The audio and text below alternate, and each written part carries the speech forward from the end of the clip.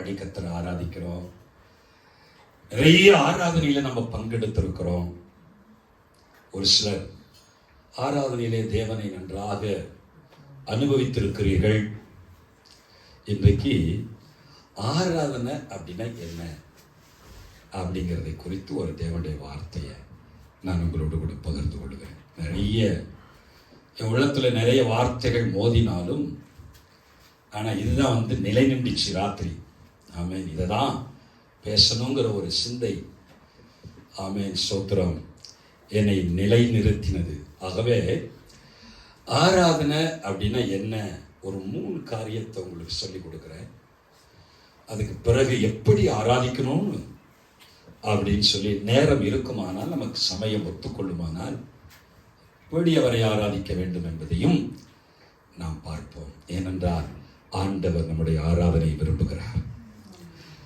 யாத்திராகம புஸ்தகத்தில் நாம் எடுக்கும் பொழுது 3வது அதிகாரம் நினைக்கிறேன், 430 வருஷ காலங்கள் இஸ்ரவேல் ஜனங்கள் அடிமைத்தனத்தில் இருக்கும்போது அந்த அடிமைத்தனத்திலிருந்து அவர்களை மீட்டெடுத்து மோசையோடு ஆண்டவர் பேசுகிறார். மீட்டெடுப்பதற்கு மோசையோடு ஆண்டவர் பேசுகிறார். அந்த ஜனங்களை நீ எனக்காக கொண்டு வந்து இந்த மலையிலே நீங்கள் அவரை ஆராதிக்க வேண்டும் என்று சொல்லுகிறார். 12. அதற்கு அவர் நான் உன்னோடே இருப்பேன், நீ ஜனத்தை எகிப்திலிருந்து அழைத்து வந்த பின் நீங்க இந்த மலையில்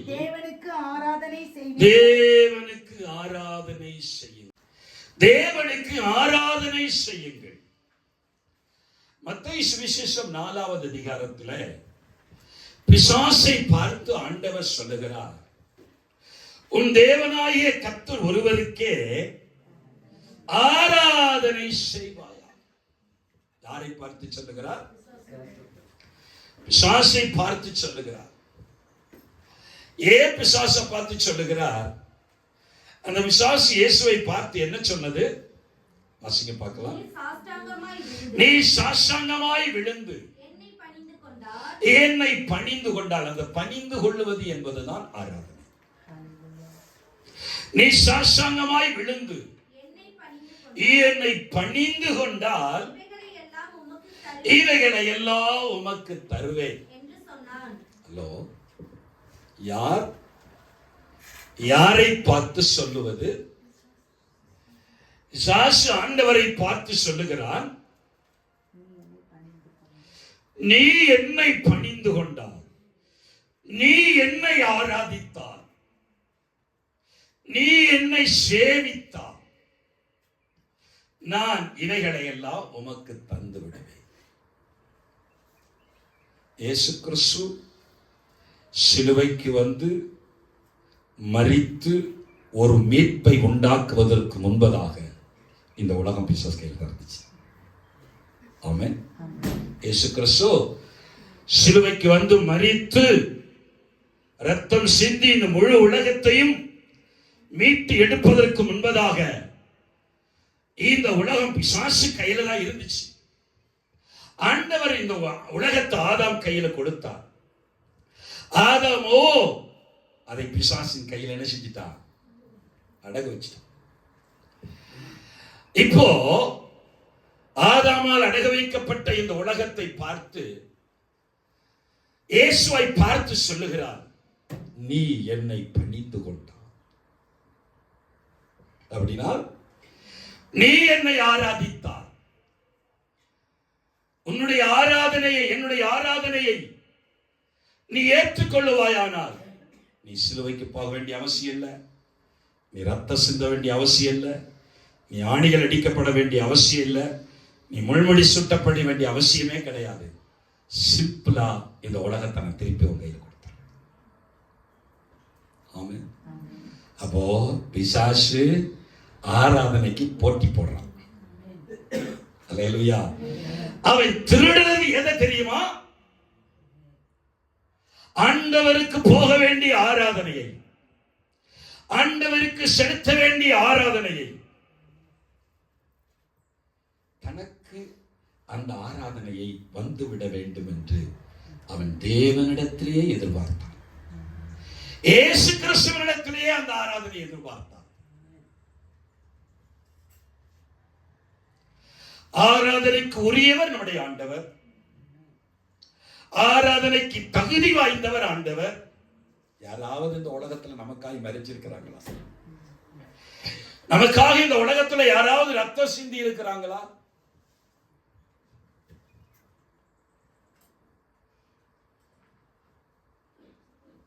இயேசு ஒருவரே நமக்காக எல்லாவற்றையும் செய்திருக்கிறார்.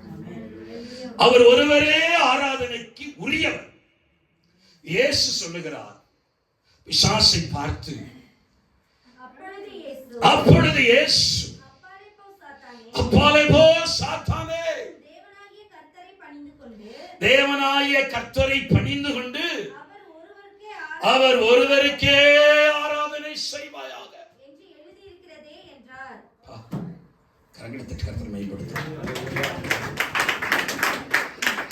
இன்றைக்கு நம்ம நன்றா தெரிஞ்சுக்கணும், தேவனுடைய பிள்ளைகளை இந்த உலகத்துல இன்றைக்கு தேவனுடைய பிள்ளைகள் எதையோ ஆராதிக்கிறாங்க. தேவ சமூகத்திலிருந்து நம்முடைய கவனத்தை திருப்பக்கூடிய, தேவ சமூகத்திலிருந்து நம்முடைய நினைவுகளை திருப்பக்கூடிய அது ஏதுவாக இருந்தாலும் அது பிசாசுக்கு செலுத்தக்கூடிய ஆராதனை.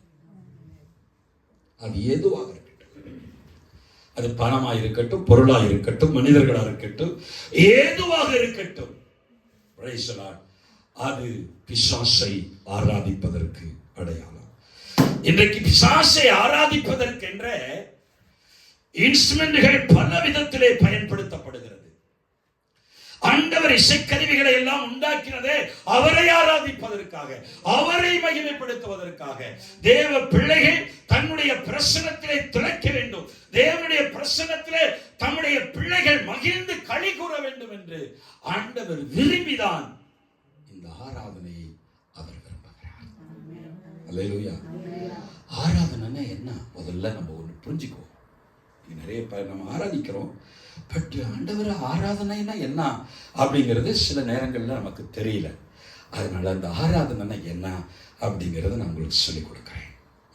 முதல்ல ஃபர்ஸ்ட் அண்ணா சொல்றவங்களுக்கு, அவர் எப்படி இருக்கிறாரோ அப்படியே அவரை அங்கீகரிப்பதுதான் ஆராதனை. சொல்லுங்க பார்க்கலாம்.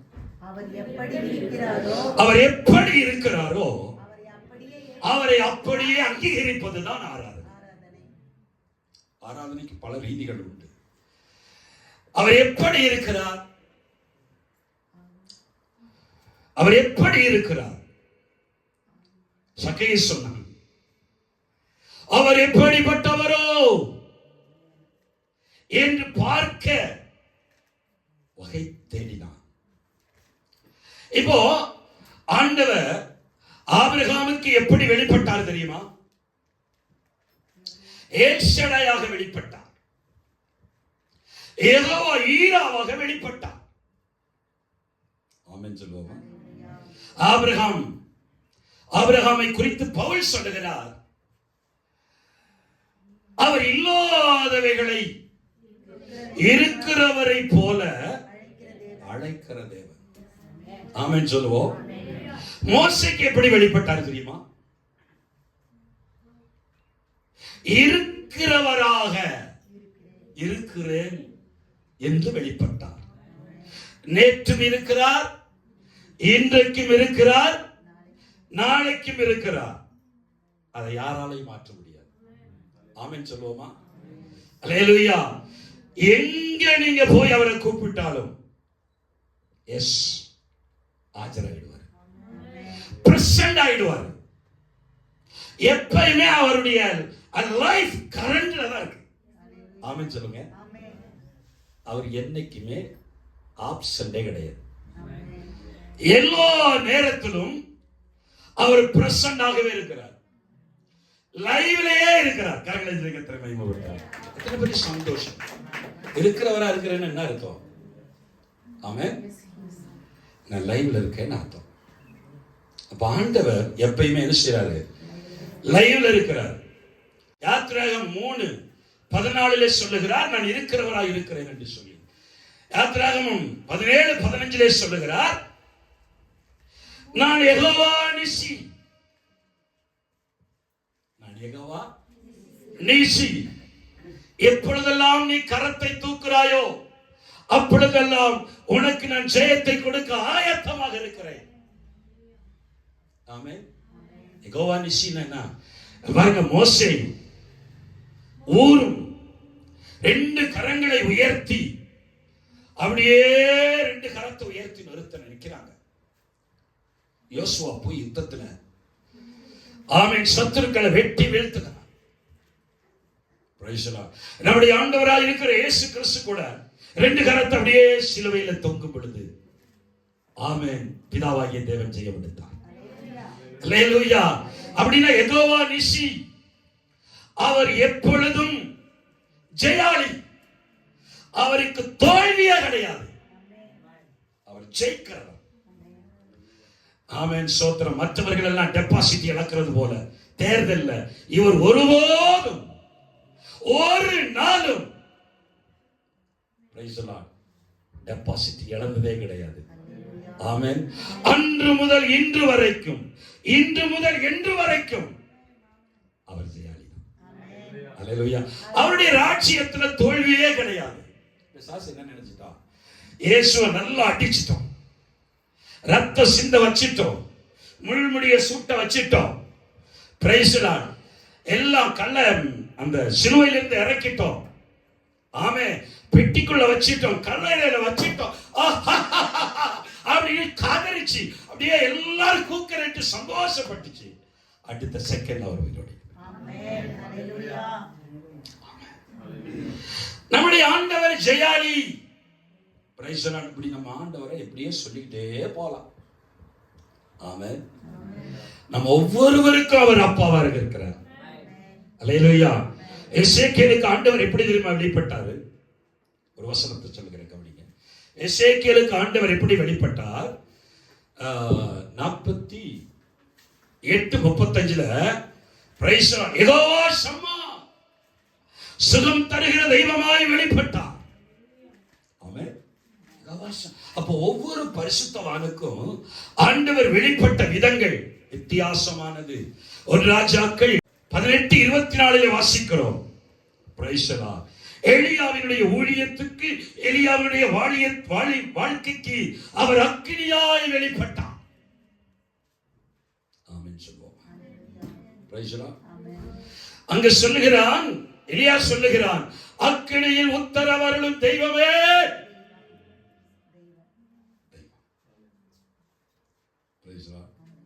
உங்களுக்கு தெரியுமா பாகாலின் பலிப்படத்தை எப்படி தெரியுமா? அவங்க பாகாலின் பலிப்படம் இருக்கு இல்லையா, அந்த பலிப்படத்தை பாகாலும் ஒரு பலிப்படத்தை கட்டுறாங்க, எலியாவும் ஒரு பலிப்படத்தை கட்ட சொல்கிறான். அப்போ அங்கே ஒரு பெரிய சவால் இருக்குது. சரிங்களா? எலியா சொல்கிறான், பரலோகத்திலிருந்து வானத்திலிருந்து அக்னி இறங்கி வரணும். சரியா? அப்போ பழைய ஏற்பாட்டில் அந்த பாகாலின் தெய்வங்கள் ஏற்கனவே என்ன பண்ணுவாங்கன்னா, அண்டர் கிரவுண்ட் தோண்டி, என்ன கவனிக்கிறீங்களா, அண்டர் கிரவுண்டு தோண்டி அந்த அண்டர் கிரவுண்டில் போய் அடியில் தீயை பற்ற வச்சு விட்டுட்டு ஆண்டவர் வந்துட்டார் அக்னியின் தேவன் சொல்லுவாங்க. இது என்ன சொல்லிட்டான்னா, அண்டர் கிரவுண்டில் தோண்டக்கூடாது, அடியில் போய் பற்ற வைக்கக்கூடாது. நெருப்பு எங்கிருந்து இறங்கணும்? மேலிருந்து இறங்கணும். Praise the lord. மாட்டிக்கிட்டாங்க. இதுவரைக்கும் என்ன பண்ணாங்க? அந்த மாதிரி தான் செஞ்சுட்டு ஜனங்களை ஏமாத்திக்கிட்டு இருந்தாங்க. இவன் சொல்லிட்டான், டேய் பரலோகம் மேலிருந்து இறங்கணும் அக்னி. சரின்னு வழி இல்லாம என்ன பண்ணிட்டாங்க? ஒத்துக்கிட்டாங்க. அப்ப இவன் சொல்லுகிறான், அக்னியில் உத்தரவு வரணும் தெய்வமே. என்ன பண்றாங்க? காலையிலிருந்து சாயந்தரம் வரைக்கும் பகலே பகலே பகலைனே கூப்பிடுறாங்க. எது வரைக்கும்? அந்திபலி செலுத்தும் நேரம் வரைக்கும் கூப்பிடுறாங்க. பாகால் என்ன செய்யல, வரல. இருந்தா தானே வரும். Price the Lord. மேல அக்கினி இருந்தா தானே வரும். நம்முடைய ஆண்டவர் அல்லவா அக்கினி. அல்லேலூயா. வரல. ஆனா எலியா போகிறார். அந்திபலி செலுத்தும் நேரத்தில் ஆமென் நம்முடைய ஆண்டவரை கூப்பிடுகிறார். ஆண்டவர் பலிபீடத்தை மட்டுமல்ல, பலிபீடத்தில் சுற்றி இருக்கிற தண்ணீரையும் ஆமென் மண்ணையும் கூட தன்னுடைய வல்லமையினாலே நிரப்பினார். நம்முடைய தேவன் அக்கினியின் தேவன். ஆராதனை என்ன தெரியுங்களா? எல்லாம் புரிஞ்சுக்கணும். ஆராதனை என்ன அப்படின்னா, நம்முடைய தேவன் எப்படி இருக்கிறாரோ அவர் அப்படியே பார்க்கிறது தான் ஆராதனை. ஆமென். நம்முடைய தேவனை யெகோவா ஈரா நீங்க பார்க்கணும்.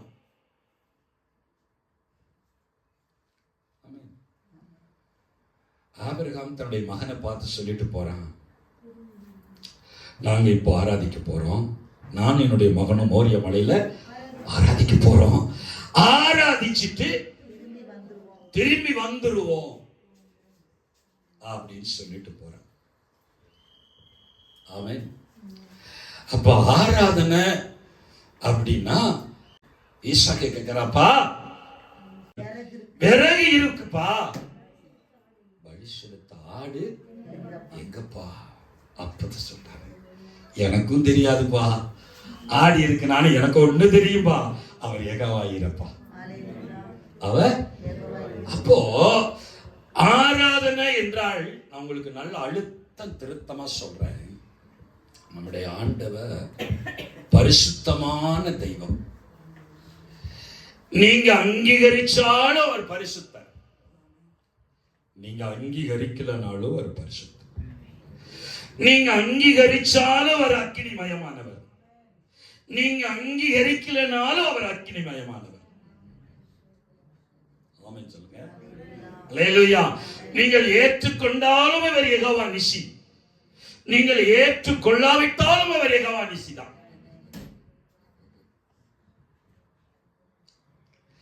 நீங்கள் ஏற்றுக்கொண்டாலும் அவர் யெகோவா ராஃபா தான், நீங்கள் ஏற்றுக்கொள்ளலனாலும் அவர் யெகோவா ராஃபா தான்.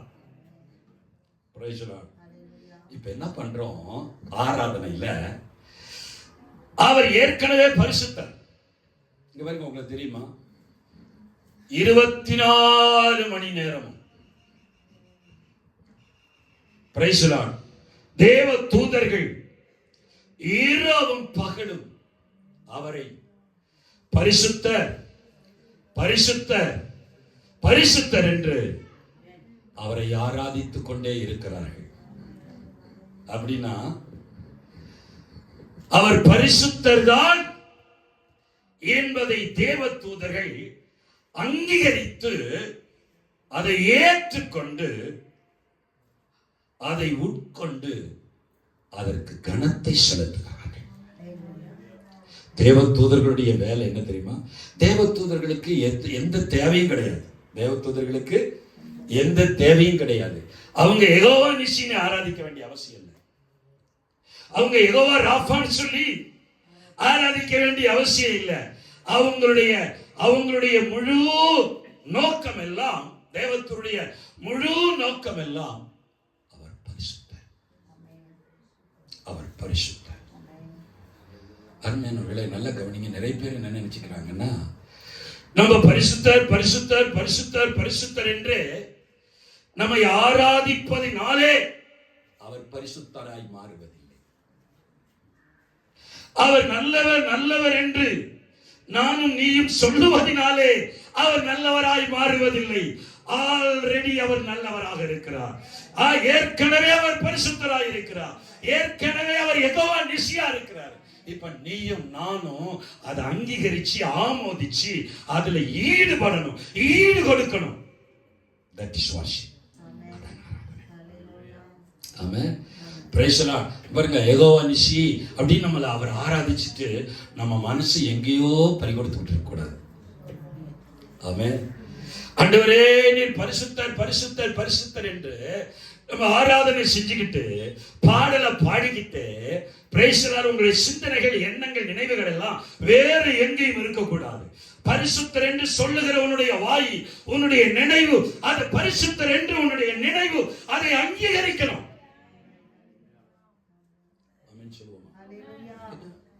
ஆண்டவர் சொன்னார், உன் உதடுகளினாலே என்னை நீ என்ன செய்ற, துதிக்கிற. உன் நினைமோ என்னுடைய எண்ணமோ வெகு தூரத்தில் இருக்கு, சம்பந்தம் இல்லை. ஆராதனை என்ன அப்படின்னா வெறும் வாயில சொல்றது இல்ல, வெறும் பாடலை எடுத்து எடுத்து அப்படியே மணிக்கணக்காய் பாடுறது இல்ல. அந்த சத்தியத்தோடு உன் நினைவு கலக்கணும், அந்த சத்தியத்தோடு உன் உணர்வு கலக்கணும், அந்த சத்தியத்தோடு உன் நினைவு அப்படியே ஆழமா உள்ள பயணம். நீ வேறு ஒரு உலகத்துக்கு போயிடணும். சொல்ல போனா இந்த பூமியில நீ ஆராதனை நேரத்துல உன் நினைவு இந்த பூமியில இருக்கவே கூடாது.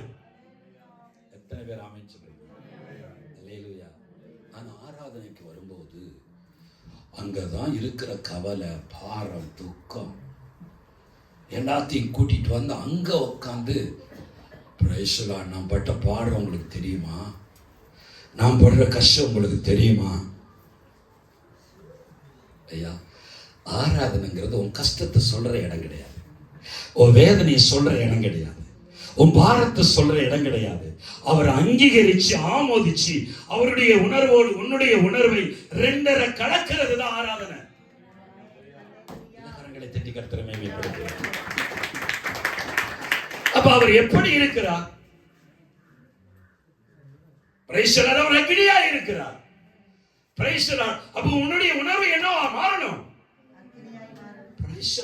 அவருடைய அக்னிக்கு ஏற்றார் போல உன்னுடைய உணர்வு அக்னியாய் மாறணும், உன்னுடைய சிந்தனை அக்னியாய் மாறணும், உன்னுடைய நினைவுகள் அக்னியாய் மாறணும். ஏன் உன் சரீரமே அக்னியா மாறணும். அல்லேலூயா. ஒன்றை மட்டும் நீங்கள் நினைவு கொள்ளுங்கள், ஒருபோதும் ஆராதனை ஒரு பாட்டு பாடுறது, நல்ல உற்சாகமா கரங்களை தட்டுறது அப்படின்னு நினைச்சு ஆராதிக்க கூடாது. உன்னுடைய கை தட்டோடு,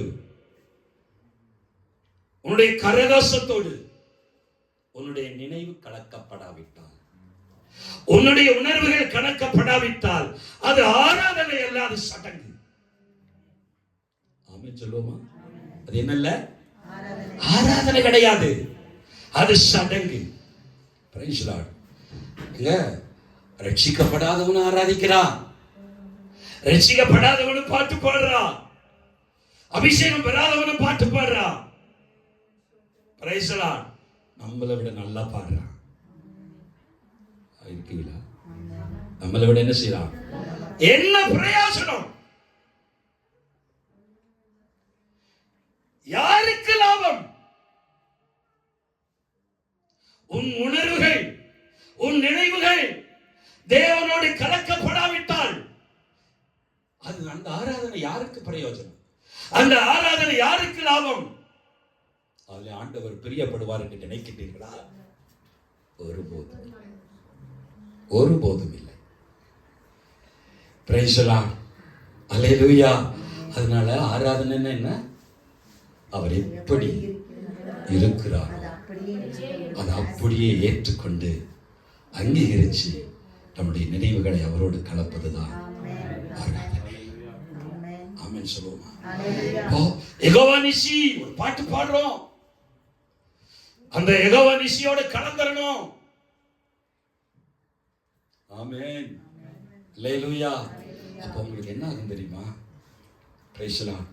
உங்க உணர்வுகள், உங்கள் நினைவுகள் எல்லாம் அதை ஆமோதிக்கும் போது, அதை அங்கீகரிக்கும் போது நீங்க இந்த உலகத்தை விட்டு வேறு ஒரு இடத்துக்கு போய் நீங்கள் அவரை ஆராதிக்கிற உணர்வை நீங்கள் பெற்றுக்கொள்வீர்கள்.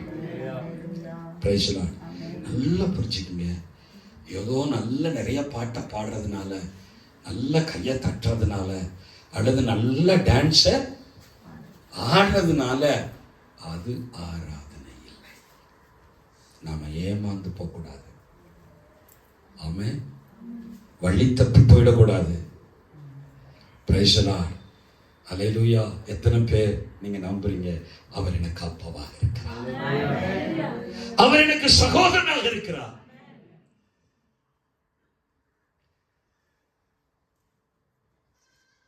அவர் எனக்கு சமாதான காரணமாக இருக்கிறார்.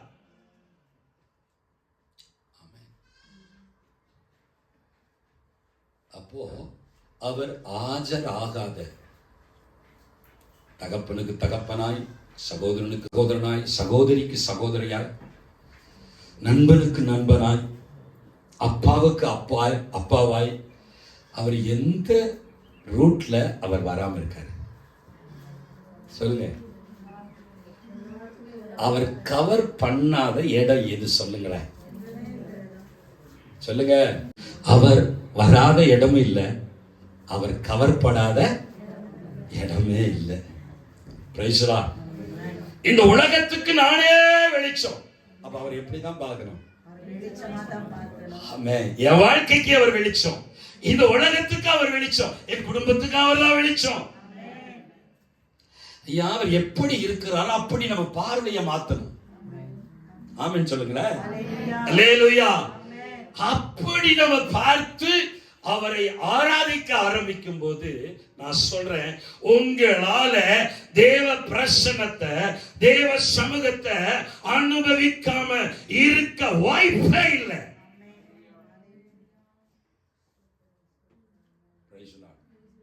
இரண்டாவது நான் சொல்லுகிறேன், கவனிங்க. ஆராதனை அப்படின்னா என்ன? ரோமர் புஸ்தகம் நமக்கு எல்லாருக்கும் தெரிஞ்ச ஒரு வேத பகுதி தான். எடுத்துக்கொள்வோம். ரோமர் புஸ்தகம் 12வது அதிகாரம் 1 வசனம். அப்படி இருக்க சகோதரரே, நீங்கள் உங்கள் சரீரங்களை பரிசுத்தமும் தேவனுக்கு பிரியமுமான ஜீவ பலியாக ஒப்புக் கொடுக்க வேண்டும் என்று தேவனுடைய இரக்கங்களை முன்னிட்டு உங்களை வேண்டிக் கொள்ளுகிறேன். பவுல் இதுல ஒரு டெப்தான காரியத்தை எழுதுகிறார். என்ன கவனிங்க, ஒரு ஆழமான ரகசியத்தை பவுலுக்கு எழுதுகிறார். உங்கள் சரீரங்களை நீங்கள் தேவனுக்கு ஜீவ பலியாக நீங்க ஒப்புக் கொடுக்கணும், அர்ப்பணிக்கணும் அப்படின்னு சொல்லி தேவனுடைய இரக்கங்களை முன்னிட்டு உங்களை வேண்டிக் கொள்ளுகிறேன் சொல்றாரு. அங்க கட்டளையா சொல்லல, ஒரு கமாண்ட் போடல. என்ன சொல்றாரு? உங்களை வேண்டுகிறேன், உங்களை கெஞ்சுறேன் அப்படின்னு சொல்றாரு. ஆராதிச்சு பழகினவனுக்குத்தான், அர்ப்பணிச்சவனுக்குத்தான் அர்ப்பணிப்பின் ஆழம் தெரியும். ஆராதிச்சு பழகினவனுக்கு, ஆண்டவரை அனுபவிச்சவனுக்குத்தான் தெளிவா எழுத முடியும், தெளிவா சொல்ல முடியும். ஆமென். ஏன் அவர் இரக்கங்களை முன்னிட்டு, தேவனுடைய இரக்கங்களை முன்னிட்டு உங்களை என்ன செய்றேன்? வேண்டுகிறேன். என்னுடைய பாஷையில சொன்னா கையெடுத்து கும்பிடுறப்பா அப்படின்னு. ஆமென். Praise the lord. அப்ப ஆராதனை என்னன்னா, அது ஒரு அர்ப்பணம், அது ஒரு ஒப்பு கொடுத்தல். ஆமென் சொல்லுவோம். அது ஒரு அர்ப்பணம். எல்லாரும் ஆராதிக்கலாம், ஆனா எல்லாரும் தேவ பிரசன்னத்தை அனுபவிக்க முடியாது. ஆமென் சொல்லுவோமா? அருமையான வடி தம்பி ஒரு வார்த்தை சொன்னார்,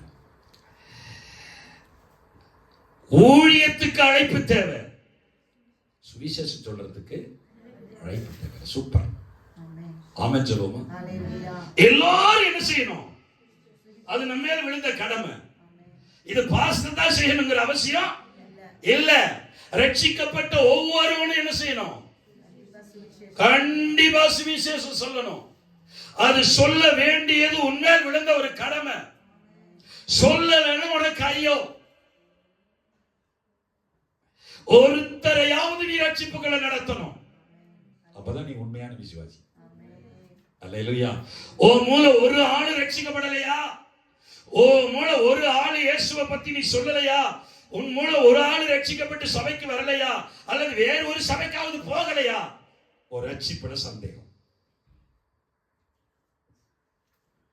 இல்ல ரட்சிக்கப்பட்ட விதம் சந்தேகமா?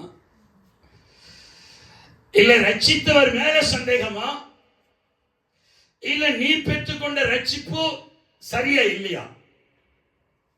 ஆமென். அதான் கரெக்ட். ஒரு அல்லேலூயா சொல்லுவோமா? அதனால எல்லாரும் ஆராதிக்கலாம், எல்லாரும் ஸ்தோத்திரம் பண்ணலாம்.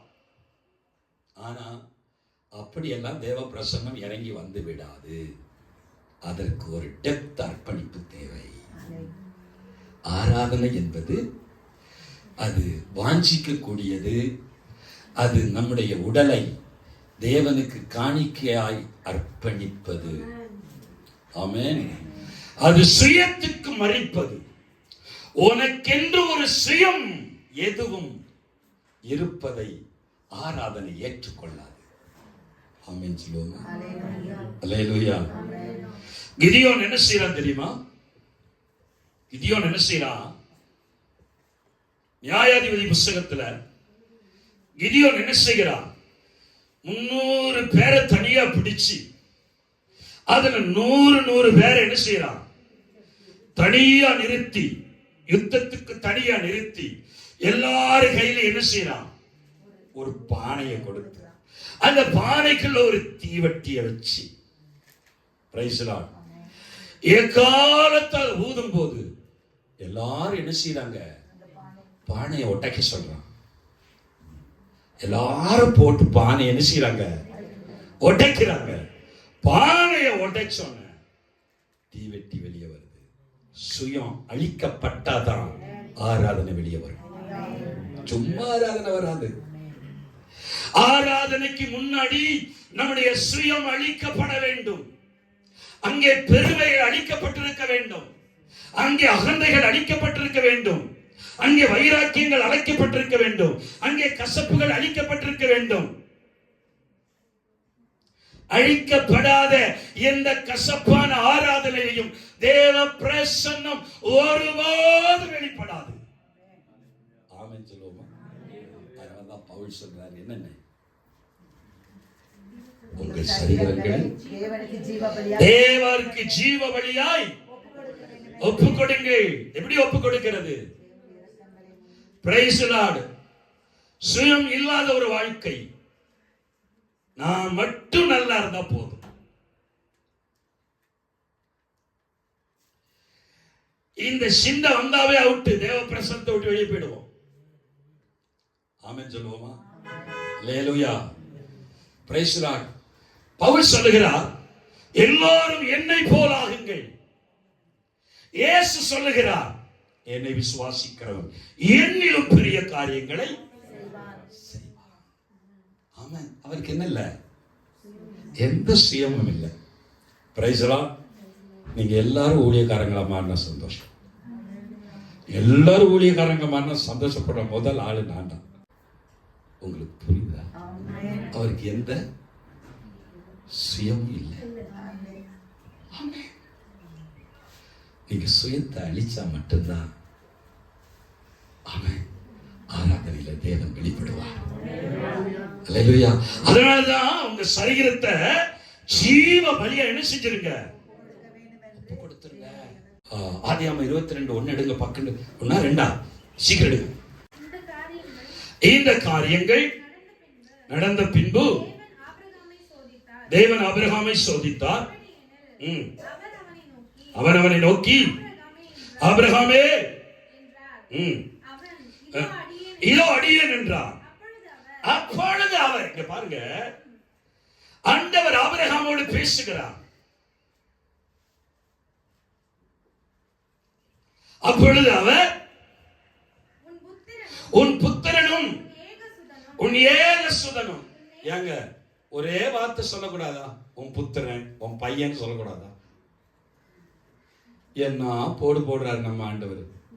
உன் புத்திரனும் உன் ஏகசுதனும் உன் நேசகுமாரனும். அது ஏன் 3 சொல்லணும்? வலிக்கணும். ஆராதனையில ஒரு வழி இருக்கணும். ஆராதனையில் இருக்கணும், ஒரு வழி இருக்கணும், அதுல அர்ப்பணம் இருக்கணும். சும்மா ஆராதிக்க முடியாது. உன் புத்திரனும் உன் ஏகசுதன்னா ஒரே ஒண்ணு, கண்ணே கண்ணு வச்சிருக்காரு.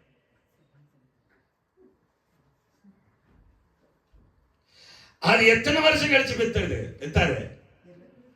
25 வருஷம் காத்திருந்து பெத்தத 22 வருஷம் கழிச்சு கேட்கிறாரு.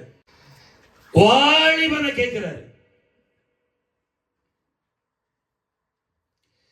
உன் சுத்திரனும் உன் ஏகசுதனும் உன் நேசகுமாரனுமாகிய ஈசாக்க நீ இப்பொழுது அழைத்துக் கொண்டே இப்ப எங்க போகணும்? அழைச்சிட்டு எங்க போகணும்? மோரியா தேசத்துக்கு போகணும். அது மோரியான்னா என்ன? மலை. பிரைஸ்லா.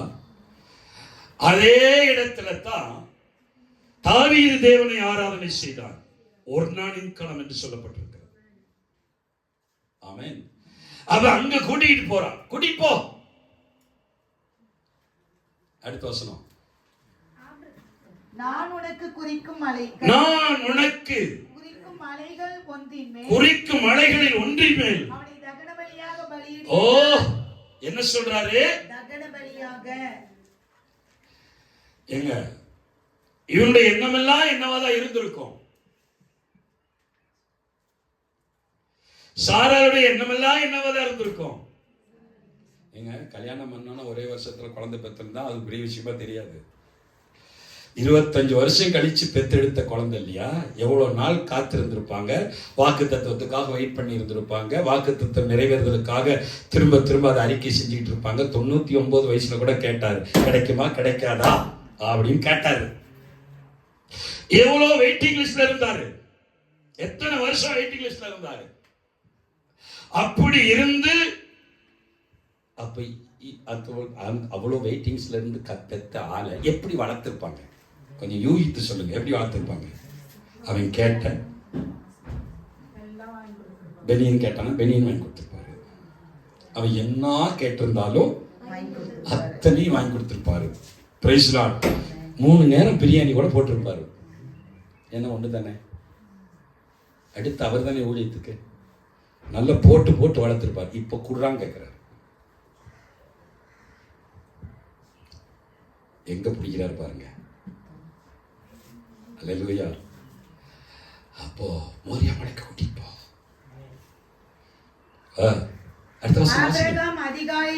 ஆபிரகாம் என்ன செய்யலாம்? காலையிலே கிளம்பிட்டாரு. ஐயா காலையிலே கிளம்பிட்டாரு. எதுக்கு? ஆண்டவர் சொன்னதை நிறைவேற்றுறதுக்கு அதிகாலையில எழுப்பிட்டார். பையனை கூட்டிட்டார். ஒண்ணு மட்டும் செய்யல, அம்மா கிட்ட சொல்லல. அம்மா கிட்ட சொல்லி இருந்தாருன்னா கதையே வேற மாதிரி தான் நடந்திருக்கும். யார்கிட்ட? சாரா கிட்ட மட்டும் சொல்லி இருந்தாங்க. வைங்க. Price the lord. Hallelujah. Abraham இப்ப கட்டாயம் பலியாயிருப்பாரு. என் பிள்ளையவா பலி கொடுக்கிற, உனக்கு ஆண்டவர் பேசினாரா வேற ஏதாவது பேசுனிச்சா அப்படின்னு சொல்லி இருப்பான். என் பையனை பலி கொடுக்கறதுக்கு முன்னாடி வா மகனை ஒன்ன பலி கொடுக்கிறேன்னு சொல்லியிருப்பான். இங்க பாருங்க, மனைவிய நல்லா அறிஞ்சிட்டான். ஏன்னா நல்லா புரிஞ்சுக்கிட்டான் மனைவிய. எப்படி? ஆகாரோட சேர்ந்து என்ன செய்ய, எனக்கு ஒரு குழந்தைய பெத்துக்கொடுன்னு சொன்னது இந்த அம்மா தான். பெத்து கொடுத்தவன பிறகு வெளியே தள்ளுன்னு சொன்னது இந்த அம்மா தான். எனக்கு குழந்தை கொடுக்கலன்னு சொல்லி போராடினது இந்த அம்மா தான். இது நமக்கு ஊழியத்தில் என்ன, இது ரொம்ப வில்லங்கம் பிடிச்ச ஆளு. இந்த அர்ப்பணிப்புக்கு எதிராக வேலை செய்யற ஒரே ஆள் யார் தான்? புரியட்டும், தெளிவாக தெளிவாக புரியட்டும்.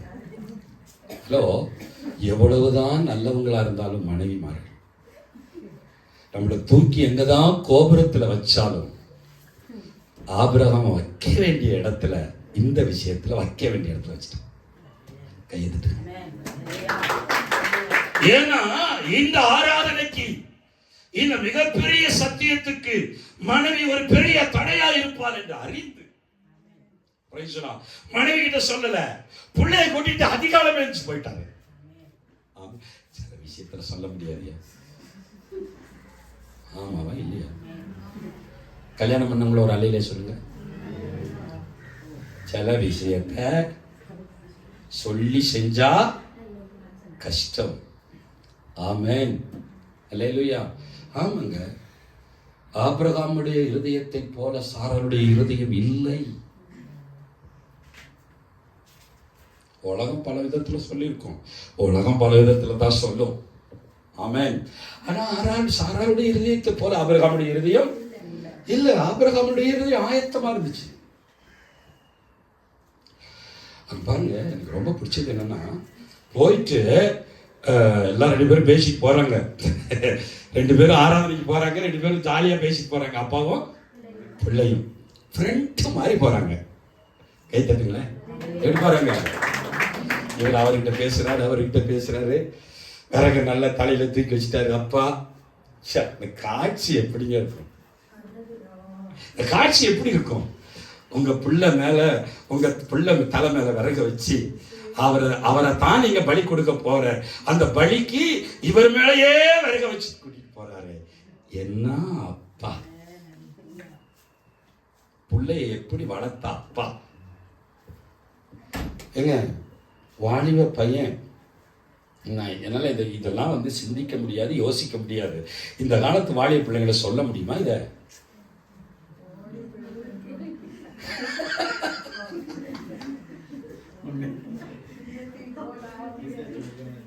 என்ன சான்பிரத சொல்ல முடியும்ன்றீங்க? விறகு தலையில வச்சு கூட்டிட்டு போயிருவீங்களா?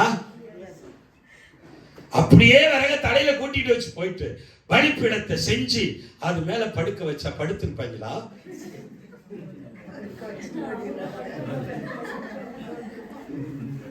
ஏங்க, அப்பாவுடைய விசுவாசத்தை யோசிங்க. அப்பாவுடைய விசுவாசம் தப்பாம பின்பற்றின பிள்ளையுடைய விசுவாசத்தை கவனிங்க. இதுதாங்க ஆராதனை. ஆராதனைங்கிறது ஏதோ பாட்டு பாடுறது இல்ல. எவ்வளவு பெரிய டெப்த் அர்ப்பணிப்பு இருந்திருக்கணும். ஆமென் சொல்லுங்களேன். எவ்வளவு டெப்த் இருந்திருக்கணும். இதுல என்ன? அப்பாவும் பிசகல, மகனும் திசை மாறி ஈக்குவல். 2 பேரும் ஈக்குவலா. அப்பாவும் பிள்ளையும் மேட்ச் ஆகுறாங்க. பாருங்க, எந்த குடும்பத்துல மேட்ச் ஆகுறாங்க? எந்த குடும்பத்துல அப்பாவும் பிள்ளை ஃப்ரெண்டா இருக்காங்க?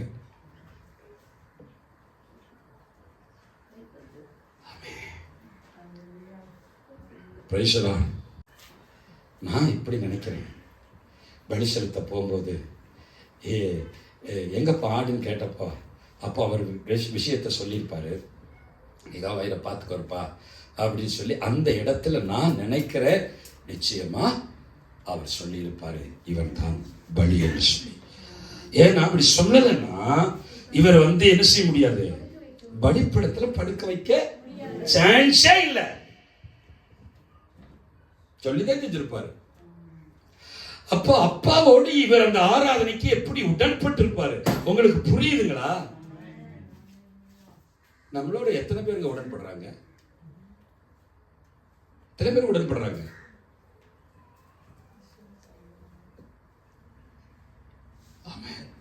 இந்த மேட்ச் ரொம்ப வேணும் நமக்கு, உடன்படுறது ரொம்ப வேணும். அன்றைய ஈசாக்கு, அதனால தாங்க ஈசாக்கு விதை விதைத்தான், அதெல்லாம் கீழ்ப்படிதலுடைய விளைவு. ஆமென். எந்த அப்பாவுக்கு இன்னைக்கு பிள்ளைங்க அப்பா சொன்ன உடனே சரிங்க டாடி சரிப்பா அப்படிங்குதோ, அவங்கள போல ஆசீர்வதிக்கப்பட்டவங்க எந்த அப்பாவும் எந்த அம்மாவும் பிள்ளைக்கு தப்பு செய்யவே மாட்டாங்க. அது குடும்பக்காரியா இருந்தாலும் சரி, பிள்ளைக்கு மட்டும் என்ன செய்ய மாட்டா. அதனாலதான் ஆண்டவர் சொன்னாரு, என்ன சொல்றது, உங்கள் பிள்ளைகளுக்கு நல்ல ஈவுகளை கொடுக்க அறிந்திருக்கும் போது அப்படின்னு என்ன அர்த்தம்.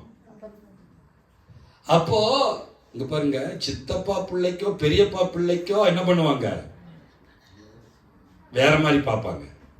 ஆனா தான் பிள்ளைக்கு மட்டும் என்ன பண்ண மாட்டாங்க, ஸ்பெஷலா பார்ப்பாங்க. அத உலகத்துல இருக்கிறதாயா சொல்றேன். ஏன் அப்போ அப்போ அப்பா உன் பிள்ளை மட்டும் நல்ல ஈவுகளை கொடுக்க அறிந்திருக்கும் போது, அப்போ அப்பாவுடைய பேச்சுக்கு இன்னைக்கு பிள்ளைங்க எஸ்ன்னு சொல்றாங்களா? ஆமென். நல்ல கவனிங்க, என்ன கவனிங்க. அப்படி இல்ல, இங்க இங்க அப்பாவுக்கும் பிள்ளைக்கு இருக்கிற இந்த உறவை கொஞ்சம் கவனிங்க. அப்படியே பலிப்பிடத்துல அதை அப்படியே அர்ப்பணிக்கும் போது அந்த இடத்துல பாருங்க, ஒரு வசனத்தை வாசிங்க. 22வது அதிகாரம் 10 வசனம். பின்பு ஆபிரகாம் தன் குமாரனை வெட்டும்படிக்கு தன் கையை நீட்டி கத்தியை எடுத்தான். அப்பொழுது கர்த்தருடைய தூதனானவர் வானத்திலிருந்து ஆபிரகாமே ஆபிரகாமே என்று கூப்பிட்டார். அவன் இதோ அடியேன் என்றான். அப்பொழுது அவர் பிள்ளையாண்டான் மேல் உன் கையை போடாதே. போடுன்னு சொன்னவர், வெட்டுன்னு சொன்னவர், அர்ப்பணி சொன்ன வெட்டாதேன்னு சொல்றாரு. அதாங்க நம்ம ஆண்டவர். அல்லேலூயா. வெட்டுப்பா கொடுப்பா இவன் எனக்கு தேவைன்னு சொன்னவரு இப்ப என்ன சொல்றாரு, வெட்டாத, அர்ப்பணிப்ப பார்த்துட்டேன், நான் உன் சந்ததி மேல இறங்கிடுவேன். அப்ப ஆராதனைங்கிறது சாதாரணமானதல்ல. Price the Lord. இங்க பாருங்க, ஆண்டவருக்கு எதையாவது கொடுத்துட்டு அதுல எவனும் கடனாளியா மாறினதே கிடையாது. Price the Lord. ஒரு அல்லேலூயா சொல்லுங்க. நீங்க ஆண்டவருக்காக எதையாவது செஞ்சிட்டீங்கன்னா, ஒரு ஒரு ஒரு அநாத பையனுக்கு நீங்க சோறு போட்டு வளர்த்துட்டீங்கன்னா, அல்லது அநாத பொண்ணு நீங்க படிக்க வச்சிட்டீங்கன்னா, அல்லது ஒரு திருச்சபையை கட்டுக்கிறதுக்கு நீங்க தாராளமான காணிக்கை கொடுத்துட்டீங்கன்னா, அதை திரும்ப கொடுக்காம ஆண்டவர் விட மாட்டார். Price the Lord. இவன் என்ன பண்றா, தன்னுடைய மகனை என்ன பண்றான், ஆண்டவருக்கு ஒப்பு கொடுக்கிறான். Price the Lord. அவனுக்கு என்ன விசுவாசம் தெரியுமா, இதை வெட்டினா நிச்சயமா இதை ஒட்டி கொடுப்பார். ஆமென். நிச்சயமா இதை என்ன செய்வாரு, ஒட்டி கொடுப்பார். அப்படி இல்லைன்னா எதையோ ஒண்ணு பண்ணி திரும்ப ஈசாக்கை கையில கொடுத்துருவார். ஏன்னா இதுல தான் சந்ததி விளங்கும்னு சொல்லி வாக்குத்தத்தம் கொடுத்திருக்கிறார். ஆமென் சொல்லுவான். என்ன ஃபெய்த், என்ன விசுவாசம் பாருங்களேன். அல்லேலூயா. இன்னைக்கு இந்த விசுவாசம் நம்ம மேல் கட்டவிழ்க்கப்பட்டால் மிகுந்த சந்தோஷம். அல்லேலூயா. ஒப்பு கொடுக்கிற அப்ப ஆண்டவர் சொல்றாரு, கை போடாத, உன் பிள்ளை ஆண்டான் மேல் கையை போடாத. அருமையானவர்களே, ஆண்டவர் ஒரு நோக்கத்தோடு கூட நம்மளை அர்ப்பணிக்க சொல்றாரு. அர்ப்பணிச்ச பிறகு அந்த நோக்கத்தை அவர் நிறைவேற்றி விடுகிறார். Price the Lord. சிலருக்கு ஆண்டவருக்கு சில விஷயத்தை அர்ப்பணிக்கிறதுக்கு என்ன ரொம்ப கஷ்டம். இப்போ ஆண்டவர் வந்து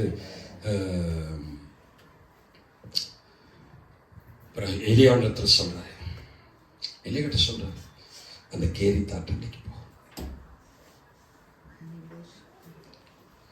நல்ல குடியிருந்த இடம், நல்ல ஜாலியா ஜெபம் பண்ணிக்கிட்டு அழகா இருந்தாரு. ஆண்டவர் சொல்றாரு, நீ இந்த கேரி தாட்டண்டைக்கு போவா. ஆண்டவரை படுக்க எங்க இடம், நீ போப்பா, படுக்க இடம்லாம் பார்த்துக்கலாம் போ. போயிட்டான். அங்கே டெய்லி என்ன செய்யுது இவருக்கு? நான்வெஜ் கொண்டு வருது. ஒருத்தர் சொன்னார், நான்வெஜ்ஜுக்கே பேர் போனது எதுதான்? காக்கா தான். அது வாயிலே வச்சு அனுப்புறாரு. அது என்ன விஷயம்னா, நான்வெஜ்ஜை எடுத்துகிட்டு போகும்போது அந்த நாக்கு இருக்கு இல்லையா, நாக்கில் படக்கூடாதுன்னு சொல்லி காக்காவுக்கு சொல்லிட்டார். சொண்டில் மட்டும்தான் எடுத்துகிட்டு போகணும், நாக்கில் மட்டும் என்ன செய்யக்கூடாது, படக்கூடாது. அது எவ்வளோ கஷ்டப்பட்டிருக்கும் காக்கா. உங்களுக்கு புரியுதா? ஏன்னா இது யார் விட்டு அர்ப்பணிக்கப்பட்ட எலியாவுக்கு நினைக்காத இடத்துல இருந்த சாப்பாடு.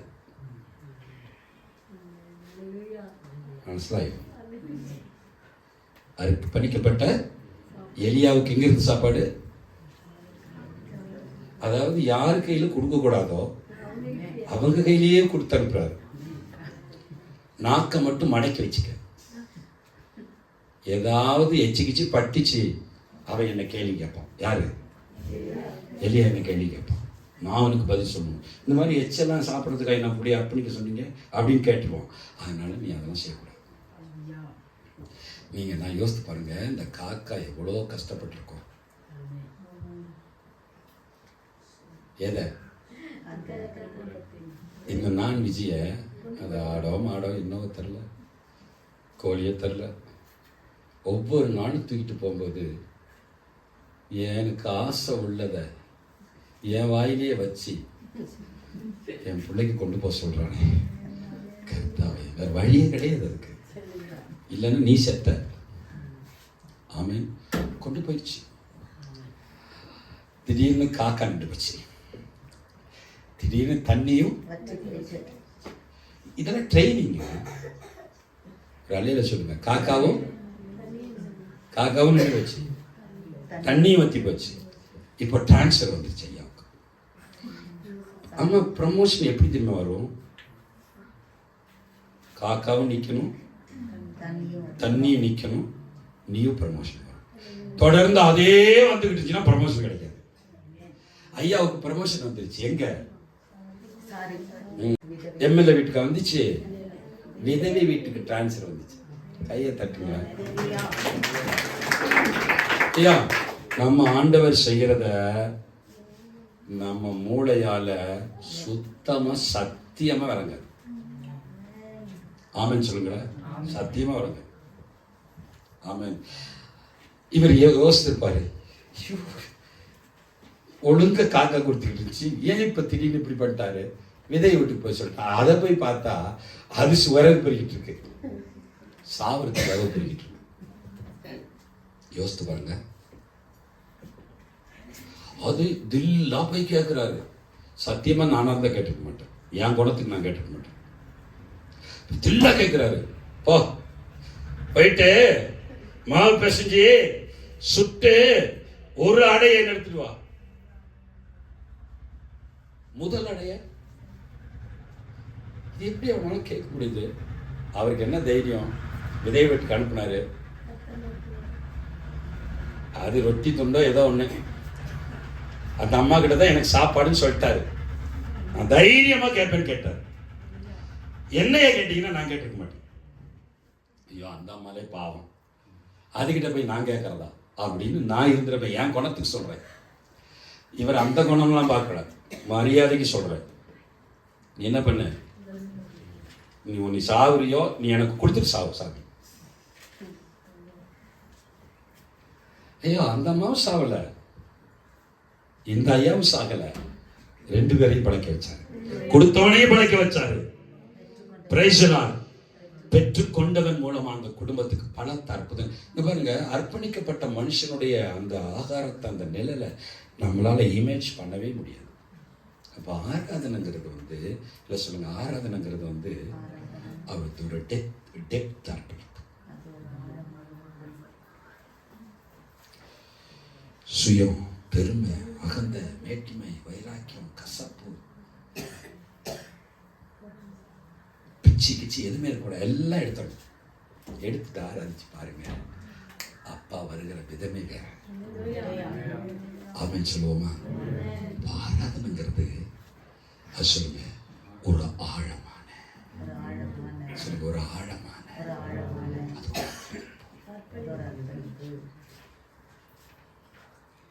நீங்க 3 நாள் ஆண்டோட சமத்தில் காத்திருந்து நல்லா ஜெபிச்சு நல்லா ஃபாஸ்டிங் இருந்துட்டு ஆராதிச்சு பாருங்க, மகிமையா இருக்கும். நல்லா ஞாயிற்றுக்கிழமை காலையிலேயே சாப்பிட வேண்டியதெல்லாம் சாப்பிட்டு பரப்பனை ஊர்வனை தேவனை எல்லாத்தையும் சாப்பிட்டு அப்படியே வாங்களே, ஆராதனை இப்படி இருக்கும். ஏன்னா ஊர்வனை பரப்பனை எல்லாம் என்ன செய்யுது? ஞாயிற்றுக்கிழமை நான் ரட்சிக்கப்பட்ட நாள்ல இருந்து இந்த நாள் வரைக்கும் நான் சாப்பிடலையா அப்படின்னா நான் பெரிய ஆள் நினைச்சுக்காதீங்க. அப்படி இல்லை. சில நேரத்தில் நம்மளை எம்டி பண்ணணும். சொல்லுங்களேன், நம்முடைய சரீரத்தை கொஞ்சமாவது என்ன செய்யணும்? ஒட்டுக்கணும். சிலருக்கு நான்வெஜ் இல்லைன்னா வருது பாருது கோபம். உனக்கு நான்வெஜ் இல்லை, உனக்கு கோபம் வருதுன்னா நீ தப்பான இடத்துல இருக்க. நான்வெஜ்ஜையும் 3 வேளை சாப்பிட தெரிஞ்சா உனக்கு கஞ்சியும் குடிக்க தெரியணும், வாழவும் தெரியணும். பிரைசலார் எல்லா சூழ்நிலையிலையும் உன்னை ஆயத்தப்படுத்திக்கணும். ஆமென். இப்போ 2 தான் பேச முடிஞ்சு, இன்னும் 2 வச்சிருக்கேன். கர்த்தர் தருவார். ஆமென். உங்களுக்கு கொஞ்சமாவது ஆராதனை புரிஞ்சிச்சா? கொஞ்சம் 2 வச்சிருப்போமா?